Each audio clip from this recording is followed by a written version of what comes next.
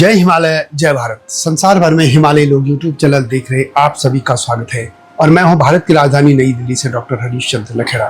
हिमाचल प्रदेश के सिरमौर जिले में हाल में हुई एक अनोखी शादी ने एक बार फिर से भारत की सामाजिक परंपराओं पर चर्चा छेड़ दी है। यह अनोखी शादी इसलिए है खास कि यहाँ एक युवती ने दो सगे भाइयों के साथ विधिवत विवाह किया। यह विवाह 12 से 14 जुलाई के बीच कुनहट गांव में पूरे पारंपरिक रीति रिवाजों के साथ संपन्न हुआ, जिसमें न केवल दूल्हा दुल्हन के परिजन बल्कि गांव वाले भी पूरे उत्साह से शामिल हुए। दोनों दूल्हे शिक्षित हैं।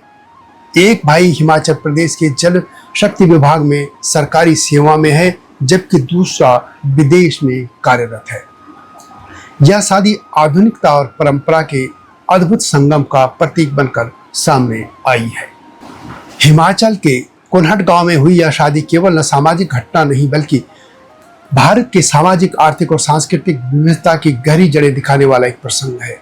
यह विवाह बहुपति प्रथा की जटिलताओं और उसके औचित्य और उसके आधुनिक समाज में स्थान को समझने का एक अवसर प्रदान करता है और यह बताता है कि भारत में एक साथ कई सामाजिक व्यवस्थाएं समानांतर रूप से चल रही हैं, कुछ आधुनिक, कुछ पारंपरिक और कुछ उनके मिश्रण के रूप में। यह परंपरा सही है या गलत, इस पर मैं बात करूंगा, लेकिन जब तक मैं आगे बढ़ूं आपसे अनुरोध है कि हिमालय लोग यूट्यूब चैनल को सब्सक्राइब अवश्य कर दीजिएगा जिन्होंने अब तक ऐसा नहीं किया है या जो चैनल पर नए हैं। अब मेरे सत्यमेव जयते चैनल को देखिएगा, ये आपसे विनम्र अनुरोध है। तो बात करते हैं हिमाचल प्रदेश की इस अनोखी शादी की। हिमाचल प्रदेश अकेला ऐसा प्रदेश नहीं है जहाँ इस तरह के विवाहों की घटनाएं होती रही हैं। यह प्रथाएं कभी पंजाब, हरियाणा, पश्चिम उत्तर प्रदेश और कुछ अन्य क्षेत्रों में भी होती रही हैं। भारत में पारंपरिक रूप से एक स्त्री एक पुरुष विवाह प्रणाली को स्वीकार किया गया है, लेकिन कुछ विशेष क्षेत्रों में बहुपतित्व यानी एक महिला के एक से अधिक पतियों की प्रथा देखी गई है। इस प्रथा के पीछे सामाजिक और आर्थिक कारण रहे हैं। विशेषकर कृषि प्रधान समाजों में भूमि का विभाजन रोकने के लिए परिवार के सभी भाइयों की शादी एक ही स्त्री से कर दी जाती थी। इससे संपत्ति भी बचती और विवाह खर्च भी घटता। हरियाणा और पश्चिम उत्तर प्रदेश, पंजाब के कुछ गांव में, जैसे मैंने पहले भी कहा, इस तरह के विवाह चुप होते रहे हैं और इस तरह की खबरें कई राष्ट्रीय पत्रिकाओं में छपती रही हैं। हिमालय क्षेत्रों में विशेषकर कुछ जनजाति में यह परंपरा सांस्कृतिक रूप से स्वीकार की जाती रही है। हालांकि हिंदू विवाह अधिनियम 1955 के अनुसार यह प्रथा कानूनी रूप से अमान्य है। दरअसल हिमालयी समाजों की संरचना सदियों से अद्वितीय रही है। इसमें कई ऐसी प्रथाएं देखने को मिलती हैं जो मैदानी क्षेत्रों के समाजों में अब नहीं मिलती हैं। एक ऐसी बहुचर्चित लेकिन कम समझी गई सामाजिक परंपरा है बहुपति प्रथा, जिसे अंग्रेजी में पॉलीएंड्री कहते हैं। इस परंपरा में एक स्त्री का विवाह एक से अधिक पुरुषों, विशेषकर सगे भाइयों में होता है। इस प्रथा की गहराई में जाकर डॉक्टर यशवंत सिंह परमार ने 1944 में शोध कार्य किया था। उनकी पीएचडी इसी विषय पर थी और सभी जानते हैं कि डॉक्टर यशवंत सिंह परमार बाद में हिमाचल प्रदेश के पहले मुख्यमंत्री बने थे और जिनको आज सभी लोग जानते हैं और खासतौर पर उत्तराखंड के लोग भी कहते रहे हैं कि काश उनको भी यशवंत सिंह परमार जैसा पहला मुख्यमंत्री मिला होता। डॉक्टर परमार की थीसिस का विषय था Himalayan polyandry, a sociological study of the Jaunsar Bawar, और इसी नाम से यह थीसिस प्रकाशित भी हुई थी। इस थीसिस को लेकर मैं अलग सी वीडियो में बताऊंगा, लेकिन अभी मैं बात करता हूं हिमाचल प्रदेश की इस अनोखी शादी के। बहुपति प्रथा या पॉलीएंड्री एक ऐसी विवाह व्यवस्था है जिसे आज के समाज में यानी आधुनिक समाज में इसे सही नहीं माना जाता है, लेकिन हिमाचल प्रदेश के सिरमौर, किन्नौर और लाहौल स्पीति जिलों में यह प्रथा अब भी उजला पक्ष के नाम से जानी जाती है और इसे एक परंपरा के रूप में देखा जाता है। हालांकि यह परंपरा भी अब दम तोड़ती नजर आ रही है। प्राचीन भारतीय ग्रंथों और पुराणों में बहुपति विवाह का सबसे बड़ा उदाहरण महाभारत की द्रौपदी की कथा है। द्रौपदी का विवाह 5 पांडवों से हुआ था, परंतु द्रौपदी अकेली नहीं थी। कुछ अन्य कथाएं भी इशारा करती हैं कि प्राचीन भारत में विशेष सामाजिक, दैवीय या कुछ विभिन्न परिस्थितियों के कारण बहुपति विवाह असामान्य नहीं था। इस प्रथा के पीछे के सामाजिक और आर्थिक कारणों को समझना होगा। बहुपति प्रथा केवल एक वैवाहिक अनोखापन नहीं है, बल्कि इसी पीछे एक गहरी सामाजिक आर्थिक व्यवस्था है।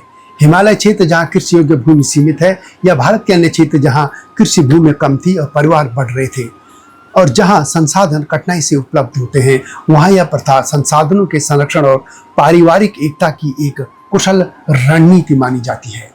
इसमें पहला तो ये था कि संपत्ति का संरक्षण होता था। पहाड़ी क्षेत्रों में भूमि का विभाजन परिवारों को आर्थिक रूप से कमजोर बना देता है। यदि सभी भाइयों का अलग अलग विवाह होता तो जमीन के छोटे छोटे टुकड़े हो जाते। बहुपति विवाह से संपत्ति एक ही इकाई में सिमटी रहती है और खेती बाड़ी या आजीविका के संसाधन सुरक्षित होते हैं। दूसरा है कि संयुक्त विवाह की मजबूती भी मिलती है। यदि सभी भाई एक ही पत्नी से विवाह करते हैं तो परिवार में बंटवारे का सवाल ही नहीं उठता। इससे परिवार की सामाजिक संरचना बनी रहती है और परस्पर सहयोग की भावना भी प्रबल होती है। हिमाचल के दुर्गम क्षेत्रों में आवागमन, कृषि और मौसम जैसी कठिनाइयां पारिवारिक सहयोग की अनिवार्य बनाती हैं। बहुपति प्रथा ने वहां सामूहिक अस्तित्व को सुनिश्चित किया।